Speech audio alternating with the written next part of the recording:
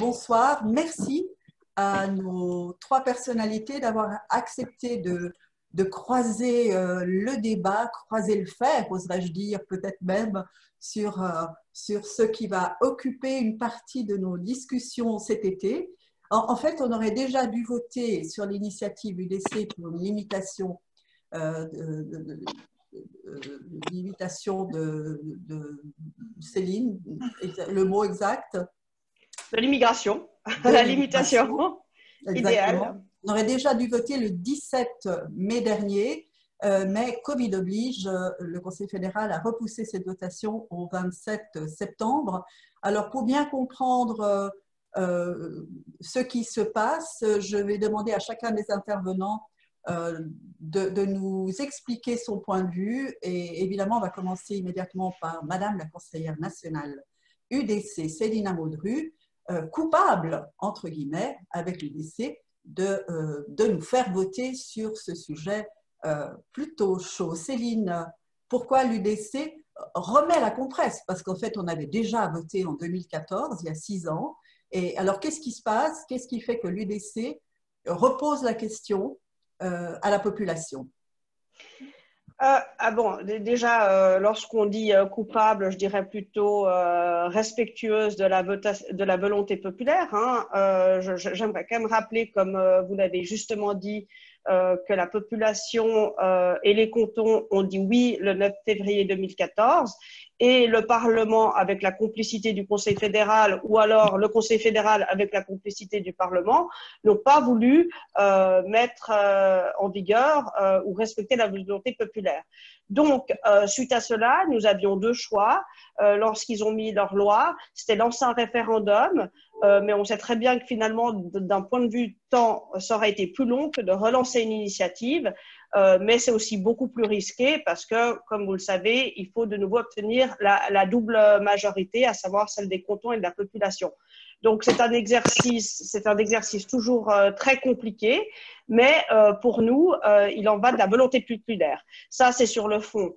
Je dirais. Et puis, sur la forme, pardon. Et sur le fond, eh bien, c'est très clairement la maîtrise de l'immigration et tout particulièrement, je dirais, en cette période de Covid, c'est finalement de donner la priorité à la population domiciliée en Suisse, aux résidents, d'avoir la priorité, ne serait-ce que pour l'emploi qui, je crois, n'est pas un luxe de nos jours. Donc ça, c'est vraiment les questions qui vont devoir être débattues et plus que jamais, on doit s'inquiéter de la situation. Mais ce qui est très amusant, c'est de constater que tous les pays aujourd'hui, finalement, font une application de notre initiative. On l'a vu la semaine dernière, Macron annonçait vouloir mettre en place une politique pour empêcher les travailleurs de l'Union européenne de venir travailler en France et qui voulait donner la priorité aux résidents de son pays. Donc finalement, c'est quelque chose qui est logique, tout particulièrement en temps de crise, et c'est vraiment de dire on donne la priorité aux personnes dans notre pays. Maintenant, ça ne veut pas dire que l'UDC est contre la main-d'œuvre étrangère, ça veut simplement dire qu'elle souhaite prendre des personnes en fonction des besoins de l'économie.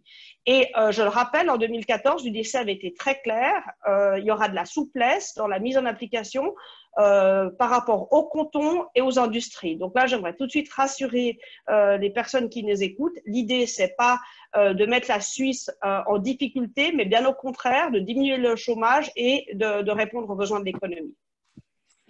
Merci Céline. En fait, exactement, par rapport à 2014, on vote aussi un délai, n'est-ce pas? On vote un article très concret parce que la dernière fois, on avait fait un article général qui demandait au Parlement de mettre en application l'article, ce qu'il n'a pas fait. Et après, bien évidemment, on fixe un délai parce que sinon, il n'y aura jamais de mise en application de la part du Conseil fédéral. Et le délai est d'1 an à partir, s'il y a succès, ce que je l'espère, depuis la votation populaire. Merci beaucoup, Céline Modru. Robert Kramer, ancien conseiller d'État genevois, ancien sénateur et plein d'autres choses. Alors, on s'est parlé au téléphone et là, tu m'as dit philosophiquement, évidemment, je suis contre, mais pas que. Est-ce que tu veux dire pourquoi tu vas refuser cette initiative? Écoute, il y a beaucoup de raisons, parce que finalement, ce que vient de dire Céline Amondru, en gros, c'est la description du droit actuel. Hein. C'est-à-dire, il n'y a pas besoin de cette initiative pour dire qu'il faut donner la priorité aux chômeurs qui sont des chômeurs suisses. C'est exactement ce que l'on fait actuellement. Ce serait peut-être bien que Céline Amondru nous dise ce qu'il y a dans le texte de l'initiative qu'on est censé voter. Parce que dans ce texte, on parle d'autre chose. Alors moi, je dis le texte, c'est beaucoup plus simple. Le texte, il dit qu'il n'y a aucun nouveau traité international qui ne sera conclu et aucune nouvelle obligation de droit international qui sera contractée qui pourrait accorder un régime de libre circulation des personnes à des ressortissants étrangers. Effectivement, comme cela a été relevé tout à l'heure, il y a une disposition transitoire qui dit qu'il faut mener des négociations et puis que si elles n'aboutissent pas dans les 12 mois, eh bien, il faudra abroger les traités qui nous lient. Voilà ce que dit cette initiative. Elle ne dit pas du tout qu'il faut donner une priorité sur le marché de l'emploi aux résidents suisses, ou en tout cas à ceux qui sont inscrits dans le chômage en Suisse. Elle dit simplement qu'il ne faut pas qu'il y ait un système de libre circulation des personnes. Et là, je dois dire, franchement, je ne comprends simplement pas à quoi sert cette initiative. Parce que si l'on écoute un petit peu les arguments des initiants, ce serait pour limiter la surpopulation étrangère en Suisse, ce serait pour réguler d'une façon ou d'une autre le marché de l'emploi, mais tout ça, ce sont des choses un petit peu imaginaires. C'est-à-dire que moi, je suis suffisamment vieux pour avoir connu le système des contingents, qui était un système d'ailleurs très lucratif pour les avocats, mais à l'arrivée des courses, avec ce système, eh bien, cela n'a pas empêché que la population étrangère augmente de façon considérable en fonction de l'économie, ou n'augmente pas lorsque l'économie était moins prospère. Et je reviendrai là-dessus parce que c'est vraiment quelque chose que je trouve très frappant. Finalement, c'est les besoins de l'économie qui font que des gens viennent ou ne viennent pas. Personne n'aime suffisamment la Suisse pour avoir à tout prix envie de venir en Suisse. Les gens, ils viennent parce qu'ils n'ont pas de boulot chez eux et parce qu'il y en a ici. S'il n'y a pas de boulot ici ou s'il y a du boulot chez eux, ils ne se déplacent pas. Voilà, donc ça, c'est ce que je peux dire au point de vue technique. Peut-être encore un mot. Je suis quelqu'un qui me suis énormément engagé pour le Grand Genève. Franchement, je trouverais simplement absurde que l'on voit des frontières réapparaître à Genève, que l'on ait des contrôles des personnes et des contrôles des marchandises chaque fois que l'on passe la frontière, enfin, que l'on se trouve dans des systèmes où une communauté qui vit ensemble se retrouve séparée. On en a beaucoup souffert avec le coronavirus et beaucoup de gens se sont rendus compte que finalement nous formions une collectivité de vie et que c'était terrible de ne plus pouvoir passer cette frontière librement. Eh bien, c'est ce que propose cette initiative. Cette initiative, elle ne s'attaque pas aux marchandises. Elle ne dit pas arrêtez le tourisme d'achat. Elle dit arrêtez de vous rencontrer. Vous qui vous aimez, qui êtes des deux côtés de la frontière, vous qui êtes concubins, vous qui avez une maison en France et qui travaillez en Suisse, eh bien, votre vie, on veut totalement la modifier. Ça, évidemment, je ne peux pas être d'accord. Merci beaucoup, Robert Kramer. On va revenir sur les débats. Alors, Carlo Poncet, lui, ce soir, il a un rôle très difficile parce qu'il doit avoir les deux casquettes. Oui, je vais voter pour l'initiative ou non, je ne vais pas voter pour l'initiative. Mais il est assez habile et intelligent pour se mettre dans les deux positions et un peu peut-être dire ce que beaucoup de gens pourraient se poser comme question. Carlo, pourquoi est-ce que tu pourrais voter oui? Pourquoi tu pourrais voter non? Je crois que l'intervention de mon ami Robert montre bien à quel point le débat est un débat, alors c'est sans doute impossible à éviter dans un débat purement politique sur un sujet aussi compliqué que celui-là et où il faut se déterminer par oui ou par non. Mais ce que vient de dire Robert est tout à fait faux, n'est-ce pas? La libre circulation a pour conséquence que, au minimum, il y a actuellement dans l'Union européenne environ 100 millions de gens qui aimeraient vivre en Suisse. C'est pas vrai. Je sais pas d'où tu sors ce chiffre. Alors, je sais. Et je sais pas d'où surtout, je sais pas d'où tu sors ce truc absurde qui veut que les gens veulent tous vivre en Suisse. La plupart des gens, ils n'ont aucune envie de vivre en Suisse. C'est rien de sympathique de vivre en Suisse. Tu viens parce que tu as besoin d'un boulot. alors si je peux finir sans être interrompu, mais il est vrai que nous avons Robert Kramer dans ce débat, donc il ne faut pas s'attendre à ce que… parce que ça, c'est pas possible de dire des Oui, c'est choses. l'art d'interrompre est la caractéristique de ceux qui n'ont pas d'argument à contrer posément. Alors, je vais te dire ce qu'il en est, et je présume que tu voyages quand même de temps en temps. Si tu rencontres un peu d'Européens en France, en Italie, je ne parle même pas des pays de l'Est, en Espagne, tu trouves rapidement 100 millions de types qui te disent « Ah, si je pouvais être suisse, si je pouvais vivre en Suisse ». C'est évidemment inacceptable de notre point de vue, et on l'a bien vu avec le fort appel d'air qu'ont créé les bilatérales, qui par ailleurs peuvent être une bonne chose, mais ce problème-là, il est posé. Il y a une demande d'immigration en Suisse que tu as tort de contester. C'est totalement faux.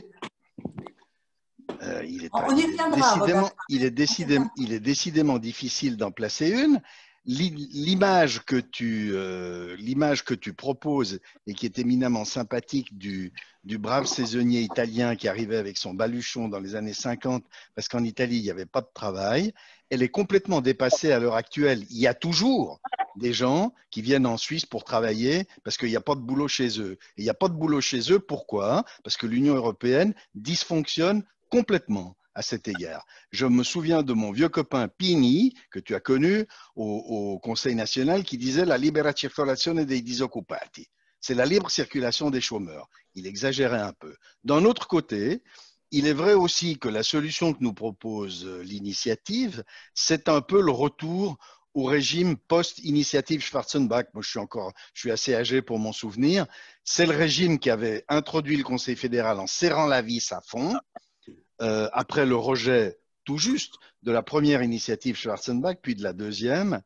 Et c'est un système qui présente des inconvénients, parce que, notamment pour ce qui est de l'appel d'air, si vous voulez, qui provoque de la poussée vers le haut de gens qui ne sont pas très qualifiés. Donc, il a tendance à mettre à des postes de responsabilité des gens qui ont l'avantage d'avoir un passeport suisse ou d'être des résidents suisses, mais qui n'en ont pas forcément les compétences. Donc, on a là un débat extrêmement délicat.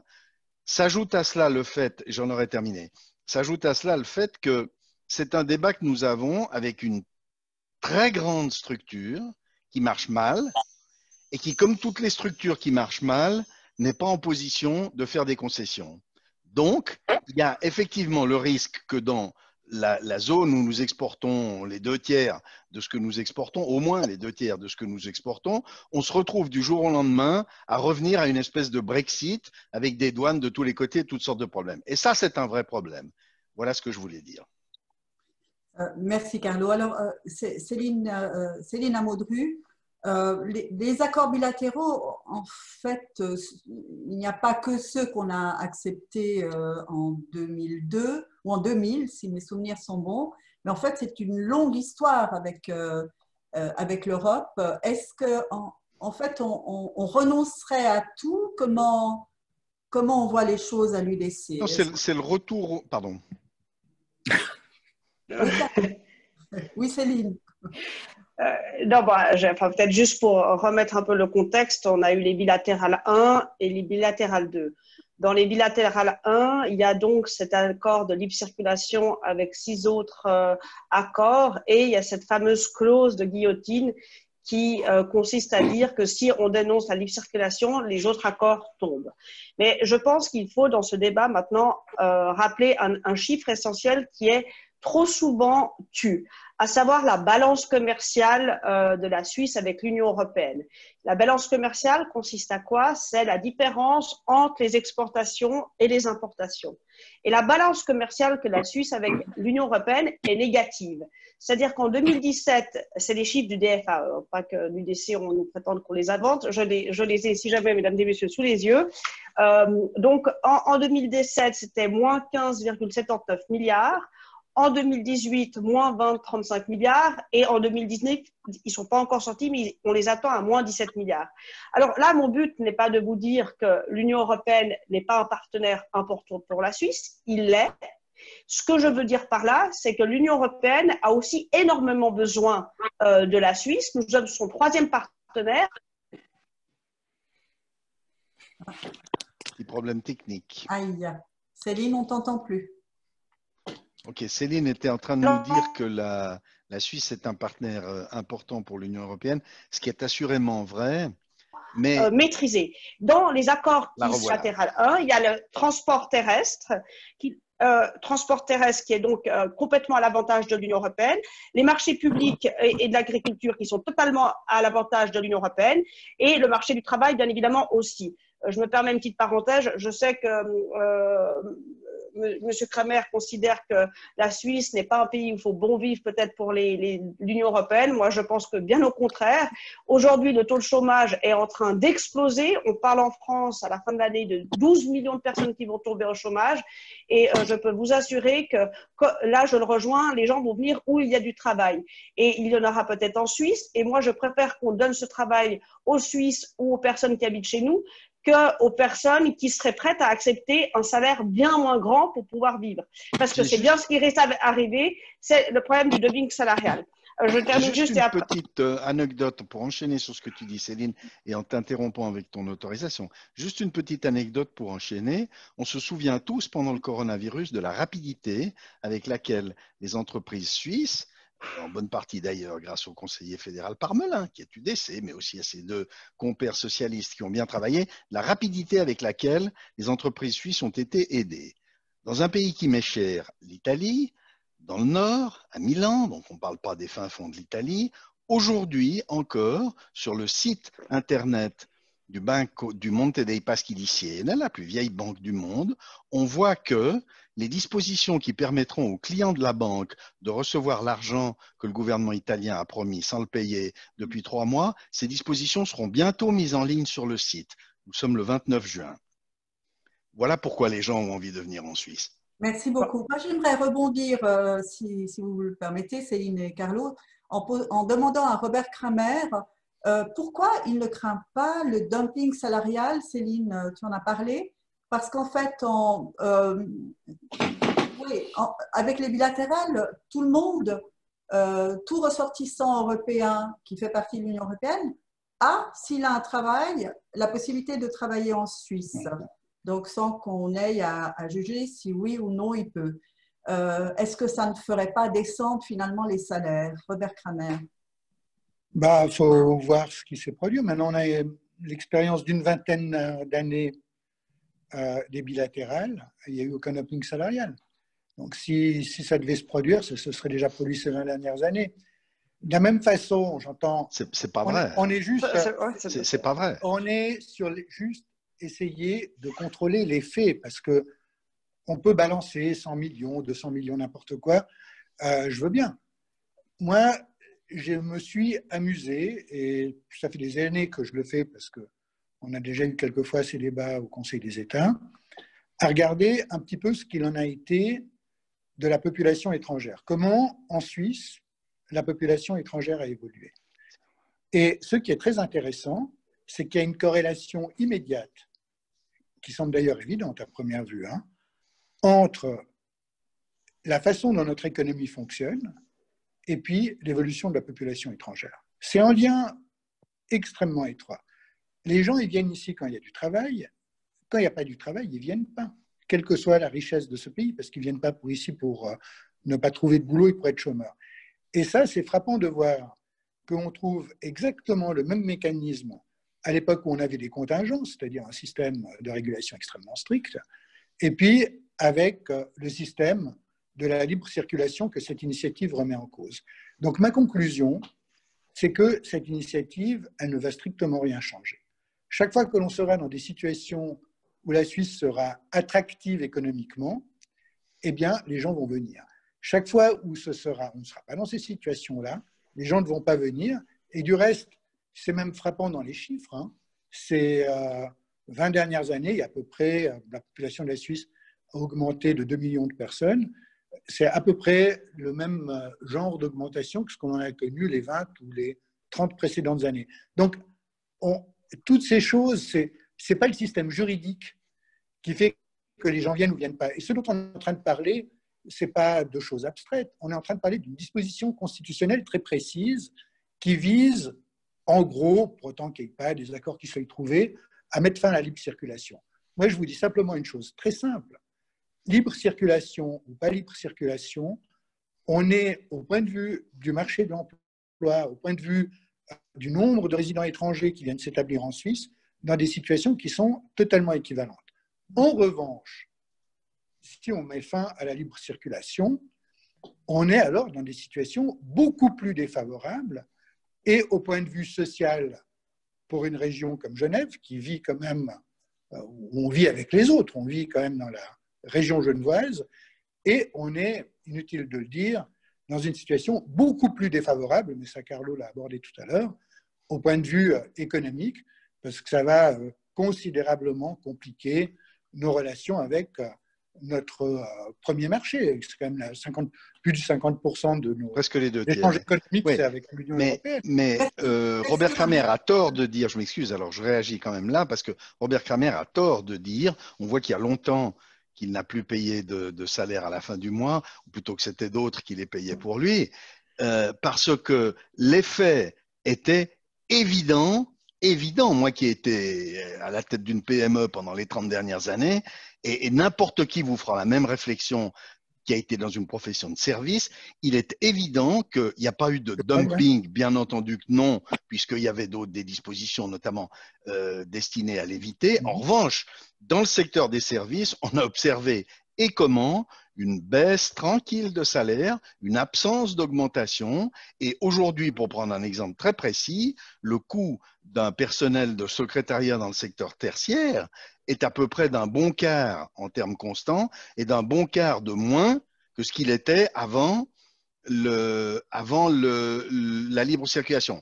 Ce n'est pas uniquement causé par la libre circulation, il y a aussi eu l'écroulement du secret bancaire qui a eu des conséquences pour les salaires moyens dans les professions de service, mais il est tout à fait faux. D'ailleurs, on voit bien que la proposition est absurde. Si vous avez une économie qui marche bien, comme Dieu merci, c'est le cas de la Suisse, et qu'elle doit se ravitailler, si vous me permettez l'expression, sur un marché de 7 ou 8 millions d'habitants, il est évident que le prix moyen va être plus élevé que si elle se ravitaille sur un marché de 200 millions d'habitants. Ça saute aux yeux. Carlo, Je voulais juste aussi rajouter quelque chose. J'aimerais quand même juste réagir parce que j'allais dire la même chose que Carlo. Mais aujourd'hui, les salaires, ils ont vraiment stagné, mais le pouvoir d'achat a largement diminué, contrairement au PIB suisse. Donc, il y a vraiment un effet du fait qu'on engage moins cher ou au même montant. Donc, aujourd'hui, le pouvoir d'achat des citoyennes et citoyens de ce pays a largement diminué. Et ça, on ne pourra pas me dire le contraire. Et j'aimerais encore rebondir sur quelque chose qu'a dit Carlo par rapport à comment la Suisse a géré la crise du Covid, hein, parce que c'est clair que c'était de manière assez exceptionnelle, mais si nous avons pu garantir rapidement des liquidités pour nos PME ou pour les personnes inscrites au chômage, c'est bien parce que la Suisse a eu une rigueur dans les finances depuis longtemps, à savoir le frein à l'endettement. Ce qui est quelque chose que M. Kramer ne veut pas forcément, ou que la gauche, en tout cas, ne soutient pas. Il nous a montré à Genève ce qu'il en était, n'est-ce pas? Voilà. Nous avons un endettement qui est digne de l'Italie. Hein. Je rappelle qu'avec 500 000 habitants, nous avons à Genève 12 milliards de dettes, plus en tout cas 1 milliard à rajouter pour la caisse de retraite des fonctionnaires, plus 2 milliards de dettes pour la ville de Genève. Nous sommes vraiment des modèles de ce point de vue-là, monsieur le conseiller d'État honoraire. Madame, messieurs, on va parler aussi un peu d'autre chose, si vous le voulez bien. À part je crois qu'on vient d'engueuler Robert, il faut lui donner la possibilité de répondre. C'est très aimable et Robert, Carlo, je ne vais pas répondre sur un ton polémique, mais simplement un petit peu factuel. Il se fait que j'avais une discussion ce week-end avec un ami sur les inégalités salariales en Europe. Donc, j'ai passé une partie du week-end sur des sites Internet pour regarder ce qu'il en était un petit peu dans les différents pays européens. Alors, Carlo a la chance d'être retraité. Moi, je continue à travailler un petit peu encore. Donc, j'ai aussi... retraité. J'ai aussi encore quelques collaborateurs que je suis, mon cher Robert, un retraité qui paye plus à l'AVS qu'il n'en reçoit. Et non, mais j'en suis chacun a Tu le peux m'en destin être qu'il a. reconnaissant, de même que de tous les chèques que j'ai faits à ton gouvernement quand tu y étais. Mais ce n'est pas une critique que d'être retraité, c'est notre destin à tous un jour. Quoi qu'il en soit, pour en revenir à mon propos, bien sûr, il est fort probable qu'une secrétaire aujourd'hui, quoique les choses deviennent très compliquées, hein, avec l'AVS, le deuxième pilier, etc., on se retrouve entre ce qui sort de la poche de l'employeur et puis ce qui arrive dans la poche de l'employé. Il y a une certaine différence qui peut aussi expliquer une certaine différence de rémunération. Mais si on commence à faire des comparaisons, je crois que ce qui serait juste, pour reprendre le chiffre de 25% que tu as articulé, que je ne sais pas d'où tu sors, mais peu importe. Si on commence C'est un à ordre faire de des grandeur. comparaisons, Hein. C'est un ordre de grandeur. mais C'est un ordre de grandeur. je crois que ce serait équitable que tu ailles voir un petit peu ce qui s'est passé dans les autres pays d'Europe. Oui, Parce que je pense que ce qui s'est produit en réalité, c'est que dans toute l'Europe, c'est un genre disons, de façon générale, il y a eu un trend ces dernières années où les riches sont devenus un petit peu plus riches et les pauvres un petit peu plus pauvres. C'est de la démagogie. Et que, grosso modo, non, mais c'est les faits. Non. Et que, mais j'ai passé tout mon week-end à regarder les chiffres. Ce qui s'est passé, c'est que dans les pays où la gauche, dans les pays où la gauche est au gouvernement, ils sont nombreux, le chômage ne fait qu'augmenter. Ça, c'est vrai. Et que dans les faits, si tu compares ces rémunérations qui ont peut-être baissé un petit peu en Suisse et ce qu'il en est dans les autres pays, tu verras que le phénomène, il est général et qu'il est plutôt beaucoup moins marqué en Suisse pour différentes raisons, notamment pour la raison du fait que le taux de chômage en Suisse est très très bas par rapport à celui qui est connu dans les autres pays européens et que donc à partir de là, la pression sur les salaires est beaucoup moins grande. Donc, il faut comparer les choses. Évidemment, si les rémunérations pour certaines professions diminuent partout, il n'y a pas de raison pour qu'elles ne diminuent pas également en Suisse, mais elles diminuent certainement pas plus qu'en Suisse, certainement moins qu'ailleurs, et certainement à l'arrivée des courses, en chiffres et absolus et en chiffres relatifs, en Suisse, on s'en sort nettement mieux qu'ailleurs. C'est tout à fait inexact. On le voit très bien, ça saute aux yeux. On le voit très bien si on compare avec l'Allemagne. Ce qui a fait la différence. Alors là, l'Allemagne, tu connais un peu. Hein. Ben, j'en doute pas. Si on compare avec l'Allemagne et le Danemark, qui sont les pays qui ont une politique financière et économique comparable à la nôtre, on voit que les rémunérations sont relativement comparables. Là où ça plonge, mais bien sûr, ça plonge dans les pays… L'Allemagne, c'est clairement pas vrai. Non, l'Allemagne, c'est clairement pas vrai. Je vais vous demander de ne pas trop vous couper la parole parce que des fois, on se perd un peu. Non, ce que je voulais simplement dire en réponse à Robert qui fait qui nous fait qui nous fait le syllogisme parfait, tous les hommes sont mortels, or mon cheval est mortel, donc mon cheval est un homme. Hein. C'est exactement le raisonnement qu'on vient d'entendre. La réalité, c'est que dans les pays qui nous entourent, ce qui a fait baisser les rémunérations, c'est le chômage. C'est parce que ces pays ont des taux de chômage invraisemblables depuis des décennies. Là, tu changes un peu de cheval, mais vas-y, oui. Pardon ? Je ne change pas du tout, je change pas du tout de cheval.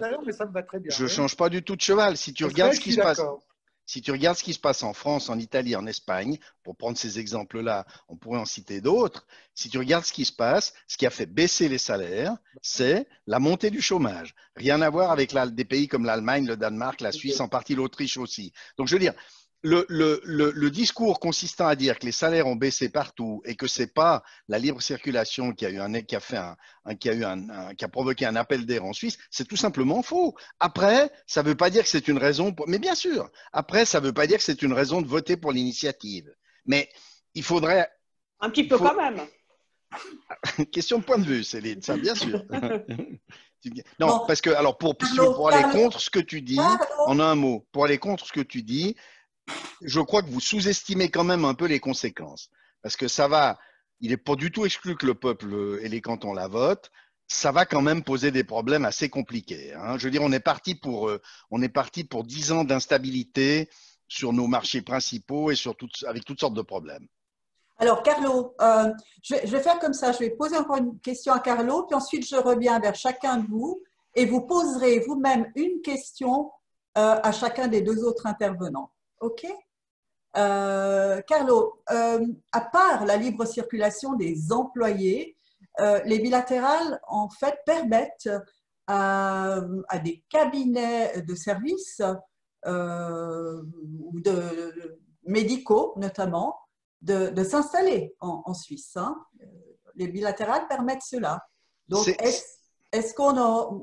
Donc, en ce moment, on a par exemple des cabinets médicaux qui s'installent, je sais pas, des dentistes ou autres qui peuvent le faire, mais ça ne concerne encore que les 15 premiers pays de l'accord. S'il y en a 15 autres qui arrivent, comment va-t-on régler ça? Est-ce que pour toi, c'est un souci? On est au cœur du sujet et c'est pour ça qu'on voit très bien à l'intérieur de l'Union européenne et ailleurs, il suffit de regarder ce qui se passe aux États-Unis, de voir ce qui se passe en Angleterre. Cette idée libérale, donc sympathique, en tout cas à mes yeux, selon laquelle il faut que les gens puissent circuler librement, il faut que les capitaux, les services et les biens puissent circuler librement, cette idée-là, aujourd'hui, elle a du plomb dans l'aile. Pourquoi? Parce qu'elle n'a provoqué que des problèmes partout.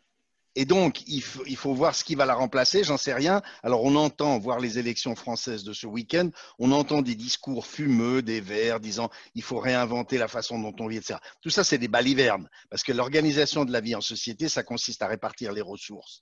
Le vrai problème, il est là. Et comment est-ce qu'on va le faire dans une logique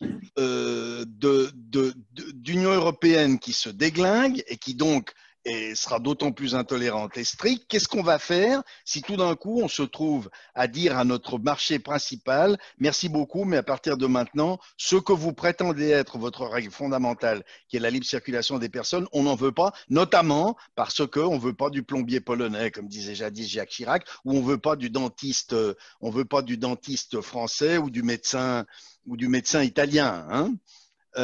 Ça va poser un certain nombre de problèmes. Et là-dessus, je crois que Céline est quand même un peu en arrière de la main, parce que l'UDC ne nous dit pas ce qu'on fera si l'initiative passe. Parce que le problème, il se posera. Céline. Alors, c'est ta question à Céline, c'est celle-ci? Oui.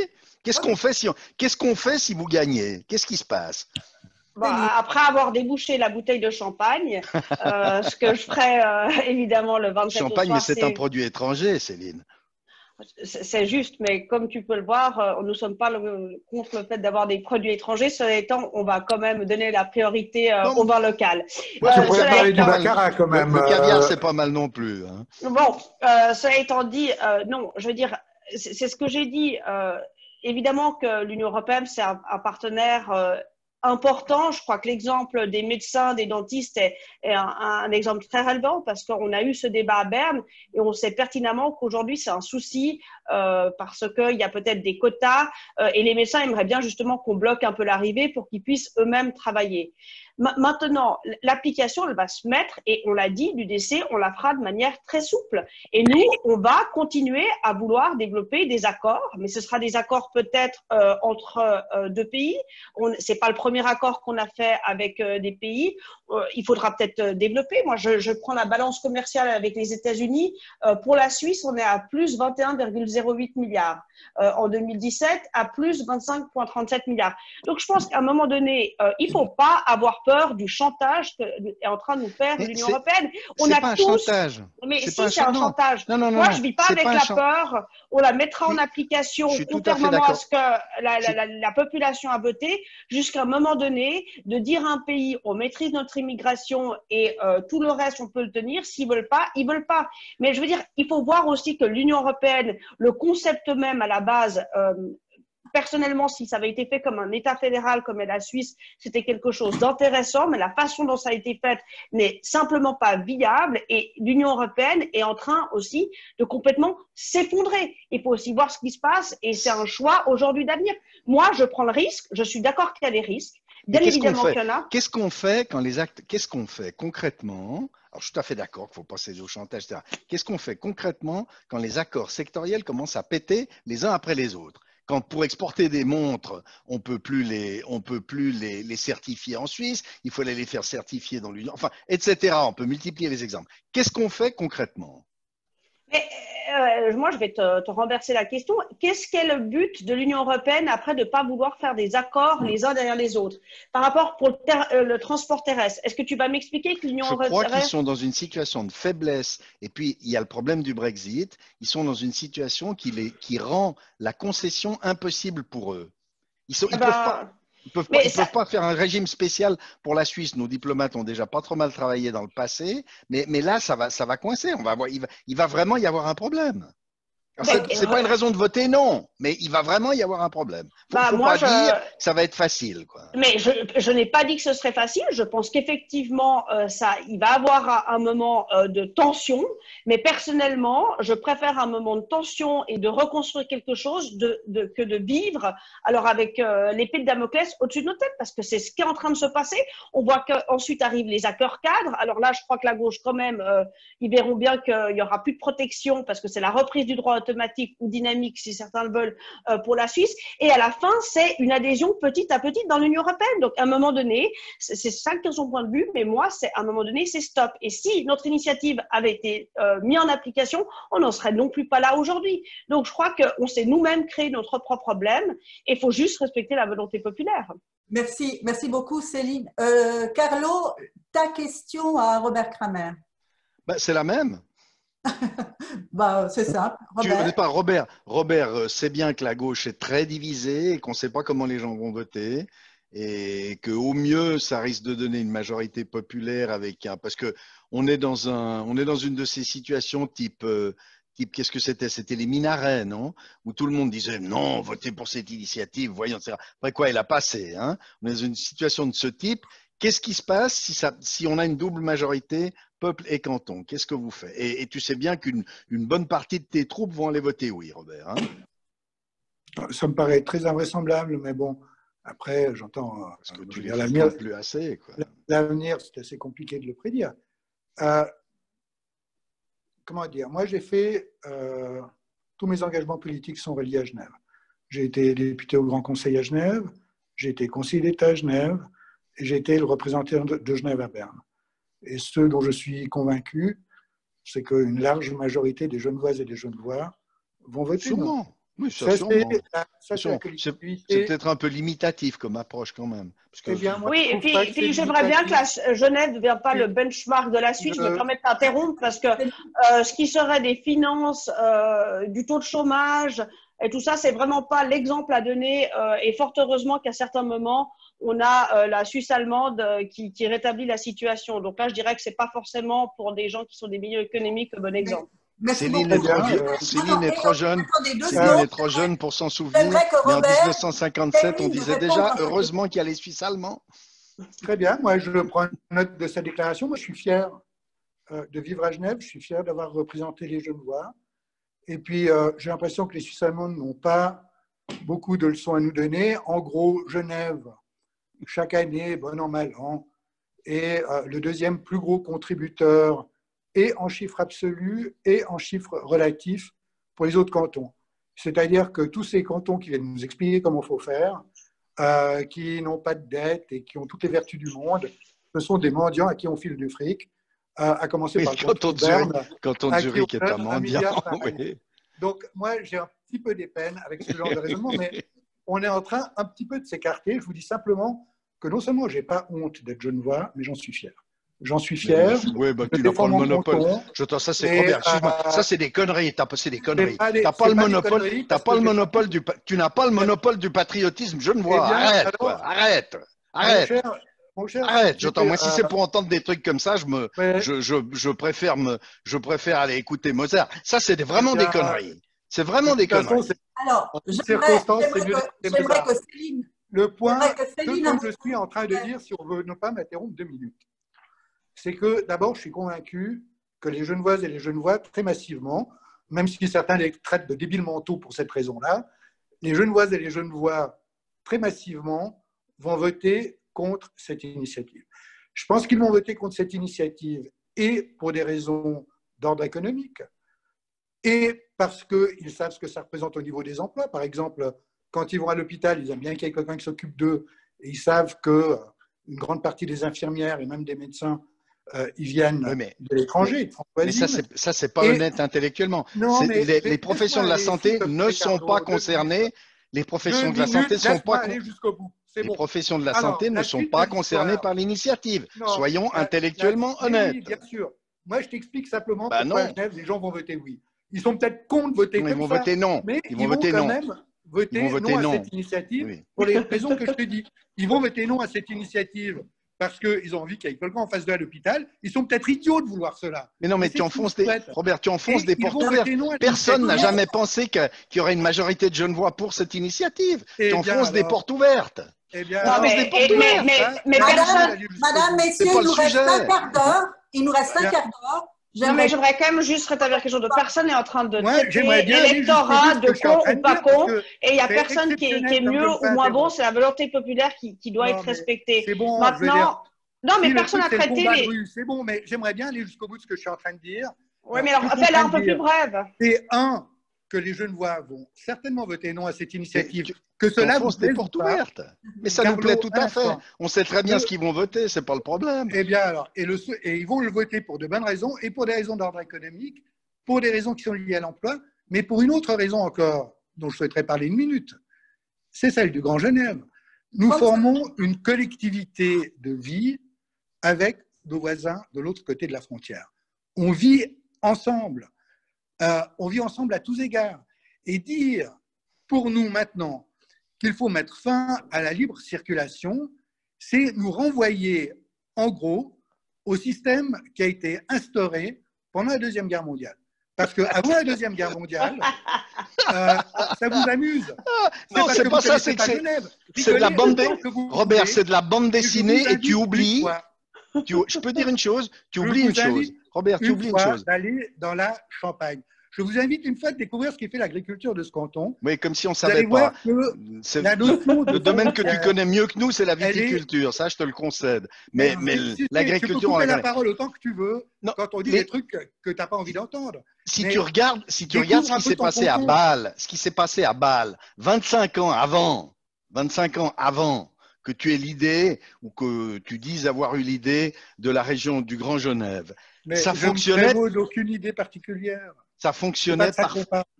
J'applaudis Robert sur ce point.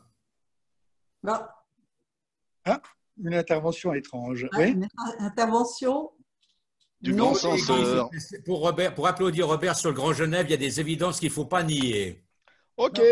Mais bon, voilà. Bon. Non, mais maintenant, j'aimerais vraiment, s'il vous plaît, il nous reste même pas un quart d'heure. J'aimerais bien que vous jouez le jeu. N'interrompez plus, s'il vous plaît, parce qu'on est en train de perdre nos auditeurs. C'est dommage. Céline, j'aimerais une question rapide à Carlo Poncet. Alors, ma question à Carlo Poncet, je sais tout autant que moi, très à cheval sur la sécurité. Et j'aimerais qu'il... Il est où? Il a quitté, paraît-il. Il boude. Mais non. Bon, je vais la poser à Robert Kramer. J'en aurai deux. Résultat, tu pourras parler 2 fois plus. La première, c'est donc, on a vu que lors du Covid, il y avait un contrôle aux frontières et que la criminalité transfrontalière avait largement diminué et qu'au moment où on a réouvert les frontières, eh bien, on a vu qu'il y a eu le braquage à mi, que les braquages ont repris. Comment tu appréhendes cela? Et ma deuxième question, parce qu'on a vu, je pense que c'est quand même important de le dire, d'actualité, que le SECO aujourd'hui disait que la libre circulation était bénéfique pour la Suisse, mais dans leurs chiffres où ils se basent sur le chômage, donc qui a au demeurant augmenté, ils oublient de prendre les personnes en fin de droit. Et si on regarde les personnes qui sont inscrites à l'aide sociale, donc juste avant le débat, j'ai été faire l'exercice. On voit qu'à Genève, en 2010, il y avait 8 315 et en 2017, il y en avait 13 397. Et puis, par exemple, pour le mois, pour le canton de Vaud, si on prend le mars 2019 et mars 2020, il y a eu plus 21,9% de personnes inscrites à l'aide sociale. Donc, comment on appréhende cela lorsqu'on dit qu'il n'y a pas de problème? Alors, je vais essayer de te répondre très brièvement. Sur la première question, sur la criminalité, je pense que les corrélations sont toujours difficiles à faire. C'est-à-dire, oui, la criminalité a diminué, il n'y a aucun doute. Maintenant, de mettre cela en rapport avec la fermeture des frontières, il y a peut-être quelque chose de juste là-dedans. Je crois aussi que lorsque les gens sont confinés ou semi-confinés, ben, les cambriolages, ça devient beaucoup plus compliqué, hein, parce que les gens sont chez eux. Quand il y a une présence policière dans les rues pour s'assurer de ce que, effectivement, les gens respectent les règles qui sont posées, c'est aussi des facteurs qui diminuent la criminalité. Donc, je pense que le confinement a joué un rôle aussi extrêmement important par rapport à cette question de la criminalité. Mais après, effectivement, il faudra faire des études un petit peu plus approfondies sur ces questions. Et je veux bien facilement admettre que quand les frontières sont ouvertes, c'est un facteur qui facilite la circulation des criminels comme des honnêtes gens. Ça tombe sous le sens. Maintenant, pour répondre à la question numéro 2 sur la problématique des gens qui sont en fin de droit et du chômage, oui, certainement, c'est un fait hein, que tu as plus de personnes d'origine étrangère qui sont en fin de droit. Après, tu dois faire encore bien d'autres corrélations, c'est-à-dire constater d'abord que les personnes d'origine étrangère sont beaucoup plus nombreuses proportionnellement parmi les personnes actives que les personnes d'origine suisse. Donc, à partir de là, par la force des choses, elles peuvent plus facilement aussi se retrouver en fin de droit. Il faut faire des corrélations aussi par rapport au type d'emploi que les gens ont, hein, parce qu'il y a des emplois où les questions de chômage sont plus ou moins grandes. Et puis finalement, il y a une autre corrélation qui me semble alors massive au niveau de la réflexion, c'est qu'aujourd'hui, ce sont les étrangers qui payent le plus pour les assurances sociales. Donc finalement, aussi bien les gens qui sont à l'AI que les gens qui sont à l'AVS, que les chômeurs suisses, ils sont largement bénéficiaires des cotisations qui sont payées par les étrangers. Alors après, évidemment, cela est lié aussi à l'âge qu'ils ont. Dans un certain nombre d'années, ces étrangers actifs, ils seront aussi à la retraite et ils vont aussi bénéficier de l'AVS. Donc je trouve que les corrélations sont toujours assez compliquées à faire. Les chiffres sont toujours justes, puis après, les mettre en rapport les uns avec les autres, c'est toujours un petit peu plus compliqué. Voilà, donc je ne dis pas que tu as tort sur tes chiffres, mais je dis que tout doit être un petit peu mis en perspective. Robert Kramer, une question pour Céline Amodru. Écoute, la question, je l'ai un petit peu abordée déjà tout à l'heure. Hein, c'est de dire à Céline, bon. Non, la question. Oui, justement, je la pose maintenant. C'est de dire, tu vois comment la suite du Grand Genève, tu vois comment la suite de ces liens que nous avons de plus en plus étroits des deux côtés de la frontière, si tout à coup il fallait mettre fin à la libre circulation. Tu le sais pertinemment que l'UDC n'a jamais été pour un Grand Genève, mais plutôt pour un bon Genève, je dirais. Et donc, moi, je n'aurais aucun problème à maintenir des rapports. En revanche, c'est clair que je veux avoir une maîtrise de l'immigration, je veux avoir un contrôle, une maîtrise au niveau des frontières. Et donc, je pense qu'on n'aura aucun problème de travailler ensemble. Maintenant, ce qui est très intéressant de voir, c'est de voir le taux de chômage et le pouvoir d'achat des personnes qui habitent à Genève et puis ceux qui habitent dans les régions transfrontalières, parce que ça, c'est aussi un chiffre qu'on se refuse à donner. Maintenant, je ne l'ai pas sous les yeux, il faudrait que je puisse partager mon écran, mais je pense que ça va être un peu compliqué. Mais il faut aussi rappeler que le taux de chômage diminue dans les régions transfrontalières et il augmente à Genève. Donc, il y a quand même aussi un problème à un moment donné qui se pose, c'est de savoir comment on va gérer cela, parce qu'on ne peut pas avoir une région frontalière qui devient très riche et une région genevoise qui est faite que des personnes qui vont tomber au chômage. Et il ne faut pas aussi oublier que l'Union européenne, aujourd'hui, aimerait que le chômage soit payé non plus au lieu du travail, mais au lieu de domicile. Non, pardon, l'inverse. Et donc là, je peux vous assurer que pour Genève et la Suisse, ce serait une catastrophe. Voilà, j'ai un mot de Carlo. Il a dû prendre un téléphone important. Peut-être qu'il nous revient quand même. Espérons. Il y a deux personnes, peut-être trois, à qui j'aimerais donner la parole, mais sur vraiment 30 secondes d'intervention et une réponse finale pour tous les deux. On a deux députés, Eliane Michaud-Ansermet et Elena Rigotti, presque députée, députée suppléante, on peut dire, et Claude Guy, ancien président du Conseil d'État. Qui commence? Montrez-moi votre enthousiasme.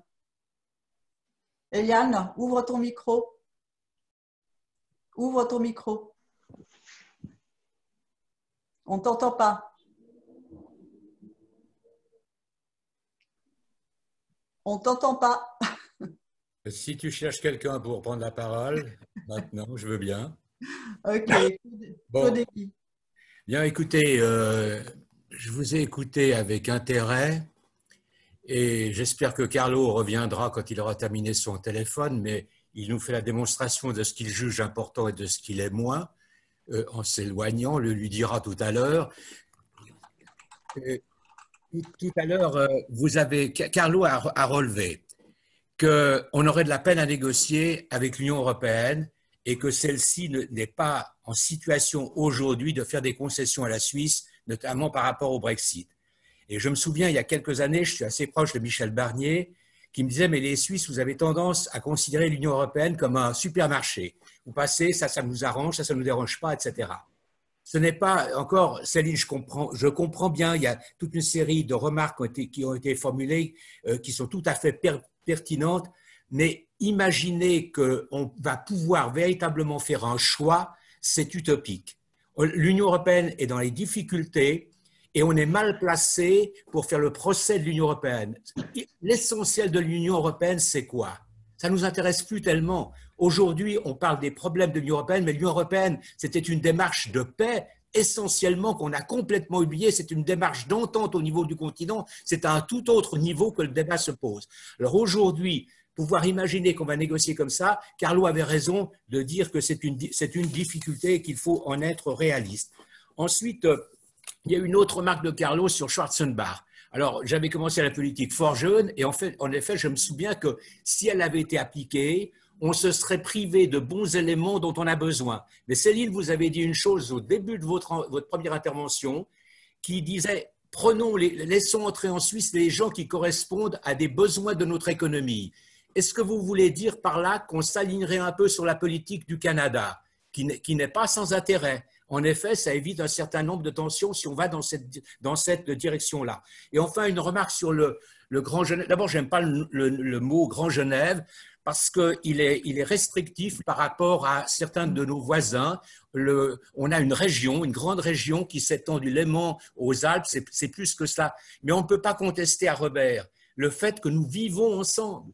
Comment peut-on être indifférent à ce que la France voisine, mettant à disposition du personnel médical durant cette période, du personnel qu'elle aurait pu retenir pour l'envoyer dans d'autres régions de France, comment aurions-nous vécu cela? On a quand même un certain réalisme, une certaine reconnaissance à avoir à ce niveau-là. Et il s'agit d'avoir des projets. Ce qui me gêne le plus dans la région, c'est qu'on est toujours dans la résistance. On a peur, au lieu de construire ensemble. Est-ce que vous pourriez imaginer, Céline, d'avoir un autre souffle, un autre regard sur la région intercantonale et transfrontalière pour dire que pouvons-nous faire ensemble plutôt que d'avoir ces petits calculs. C'est nous qui allons… Écoutez, vous avez dit tout à l'heure, on allait être pauvre à Genève, il y aurait plus de chômeurs à Genève alors que la Haute-Savoie serait riche. Très franchement, il y a encore un sacré chemin à faire avant que s'inversent ces proportions-là. Claude Guy, merci beaucoup. Si vous êtes d'accord, on va conclure. Le temps a passé à une vitesse. Il veut peut-être dire quelque chose. Ils vont. Merci beaucoup, Marie Chérie. Oui. Mais voilà, les deux personnes qui sont là, peut-être que Carlo arrive à revenir, vont conclure sur une belle minute chacun. Robert Kramer d'abord. Voilà. La conclusion est assez brève. Là, je vais essayer. On ne te voit plus.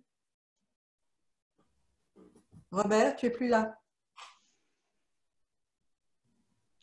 Oh ben, je vais reprendre la parole vu que je suis la dernière intervenante qui est encore. Tu nous expliqueras comment tu élimines tes concurrents. Bah oui, un après les autres, je les élimine. Euh, en l'occurrence, bon, le discours de Monsieur Hegyi, j'ai l'impression d'avoir entendu le même déjà en 92 lorsqu'il s'agit de voter pour l'adhésion à l'EE. Et donc, disons que c'est toujours le même discours. C'est un peu la peur qu'on donne aux citoyennes et citoyens de ce pays à laquelle je n'adhère pas du tout. Dire que ça va être simple, non, mais dire que si on reste comme ça va être bien pour la Suisse, je pense que non aussi. Et donc, c'est clair qu'il y a un choix qui doit être. Même Céline est bloquée. Céline. Préfère faire le choix aujourd'hui de la façon dont on vit. Et puis j'aimerais quand même dire Covid, on a vu comme tout le monde disait il faut maintenant consommer local, il faut privilégier les commerces de proximité et tout ça. C'est aussi un discours qu'a beaucoup défendu les Verts et j'ai l'impression que directement aujourd'hui quand j'entends les autres personnes, on l'oublie. On peut pas j'ai un retour qui est absolument terrible. Voilà, excusez-moi. Donc, je pense maintenant qu'il faut une certaine logique et crédibilité. On doit faire en sorte que les citoyennes et citoyens de ce pays et de notre canton puissent d'abord se nourrir leurs enfants et les petits-enfants. Et personne ne dit qu'on doit s'exclure du monde. En revanche, on doit pouvoir renégocier et arrêter de vivre avec une épée de Damoclès sur la tête. Parce qu'aujourd'hui, c'est ce qui se passe et il ne faut pas prétendre le contraire. Et pour répondre à M. Hegyi encore par rapport à l'immigration et comme fait le Canada, je pense qu'effectivement, c'est une solution qui pourrait totalement être mise en place, qui est tout à fait logique. On a besoin de travailler avec notre partenaire qui est l'Union européenne. Encore une fois, je le dis et je le maintiens, mais je n'accepterai pas de travailler à des conditions.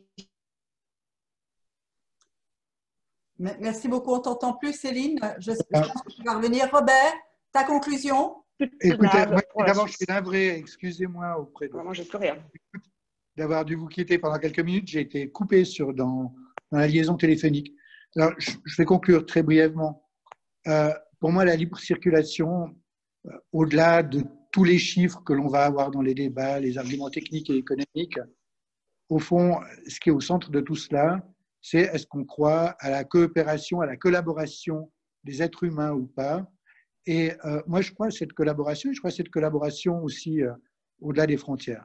Donc, on a parlé tout à l'heure du Grand Genève, d'accord avec Claude, c'est peut-être pas le mot le plus adéquat, c'est pas moi qui l'ai choisi, et apparemment, de l'autre côté de la frontière, c'était le terme qui était plébiscité parce que les gens ils connaissent le Grand Lyon, le Grand Marseille, etc. Mais quoi qu'il en soit, c'est clair que le Grand Annemasse, c'était moins sexy. Hein. Ce qui est important, c'est vivre ensemble. Et je trouve que ces 20 dernières années, on a l'expérience de ce qu'a donné cette libre circulation. On pouvait la craindre au début, on a vu que ça a donné des bons résultats. Des bons résultats d'abord pour notre région, ensuite pour notre pays, pour notre économie, pour notre culture, pour notre science. Il ne faut pas l'oublier, on n'en a pas beaucoup parlé dans ce débat, mais les universités sont assez soucieuses à l'idée que les collaborations puissent s'arrêter avec, ou en tout cas être entravées avec les universités de l'Union européenne. Donc, à tous égards, nos expériences, à mon avis, c'est des expériences qui sont des bonnes expériences, avec évidemment des difficultés. La vie, elle n'est pas faite que de succès, il y a aussi quelques difficultés, mais il n'y a aucune raison d'arrêter quelque chose qui marche, et puis il n'y a surtout aucune raison de nous couper de nos amis de l'autre côté de la frontière. Merci beaucoup, Robert Kramer. Merci, Céline Maudru. On remerciera aussi Carlo Poncel. Apparemment, il n'arrive pas à revenir, on ne sait jamais. Merci à toutes et à tous d'avoir suivi ce débat. Ceux qui pensaient que la baguette magique allait être là claire pour que chacun ensuite reparte de manière très éclaircie, c'est peut-être évidemment un premier débat, il y en aura d'autres. Par expérience, on sait que ce que décide le peuple, finalement, a toujours beaucoup de bon sens. Surtout par contre le 27 septembre, que les Suisses aillent voter, s'exprimer, le débat est plus qu'important et que chacun puisse le faire de manière construite au niveau de ses idées.